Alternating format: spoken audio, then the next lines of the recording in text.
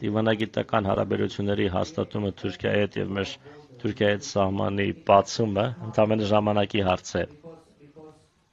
Քանի որ հիմա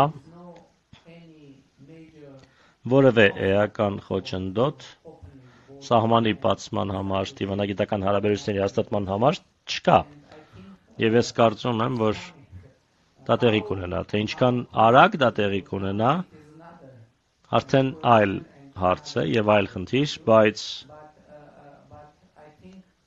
ես կարծում եմ, որ մենք հասնում ենք մի հանգրվանի, որում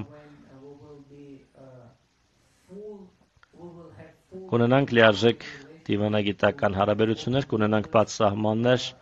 կունենանք տնտեսական համագործակցություն, քաղաքական համագործակցություն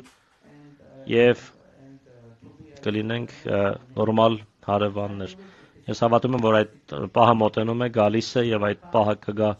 շուտով, բայց տեստույկ երբ ես չեմ կարող ասել հիմա։